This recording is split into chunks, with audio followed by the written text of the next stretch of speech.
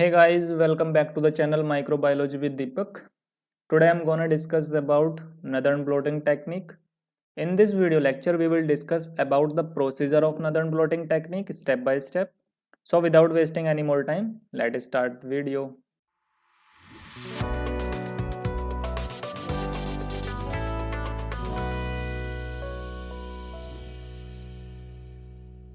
Basically, Northern blotting technique is used to detect RNA and Southern blotting technique is used for detection of DNA. Understand? We separate RNA on the basis of molecular weight and transfer RNA onto a nitrocellulose membrane, which is also called as nylon membrane. So here, to study the gene expression by detection of RNA means how much of gene is being expressed, how much it is being expressed. To detect this, we use Northern blotting technique. Mean how much our gene of interest is expressed. To detect this, we use Northern blotting technique. Understand? We all know about central dogma theory. In central dogma, we make RNA from DNA via transcription. You know very well. And RNA makes proteins via translation. This means that whether RNA is being expressed from DNA or not, genes are being expressed or not, or if it is being expressed, in what amount it is being expressed, and is it our desired RNA or not. To know about this, we detect the RNA. Now, we will discuss the step of Northern blotting technique in detail. The first step is to isolate RNA. We can isolate RNA in many ways, such as rupturing the membrane. Rupture leads to cellular lysis. After lysis, RNA get isolated. Understand? There are many ways to isolate RNA, like column-based technology means we can also isolate RNA through affinity chromatography. Affinity chromatography is a separate topic we can discuss in another video. So now we isolated the RNA. Now we have to separate it. Just as we separated DNA using Southern blotting technique, similarly, we also separate RNA. If you haven't seen that video of Southern blotting technique, then I will provide you the link in the description, and from the I button, you can also watch that video. All of your doubts related to Southern blotting technique will be clear. Let's come back to our topic. After isolating RNA, RNA can be separated on the basis of molecular weight. For RNA separation, we use agarose gel electrophoresis technique. In agarose gel electrophoresis, we have to prepare agarose gel solution. Then we have to add formaldehyde to it. We know RNA is single-stranded, so that when it is separated on the basis of molecular weight, it will remain in linear structure. RNA didn't get transformed in secondary structure. That's why we add formaldehyde solution into the agarose gel. Formaldehyde can maintain the linear structure of RNA. Understand? So that's why we add the formaldehyde into the agarose gel solution. In gel electrophoresis, the larger the RNA molecule, the less distance it will cover. And the smaller the RNA molecule, the more distance it will cover. Okay.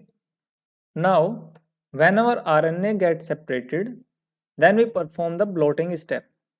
In the blotting step, we transfer the separated RNA molecule on the nitrocellulose membrane, or we can say it nylon membrane also. We transfer it above the nylon membrane via capillary action. See the diagram. At the bottom, the buffer solution is of blue color is filled. It is also called transfer buffer solution. In transfer buffer solution, at the bottom, we keep a platform. Above it, we keep the buffer paper. Then, we keep RNA fragment containing agarose gel tray above the buffer paper. Then we place a nitrocellulose membrane above the gel tray.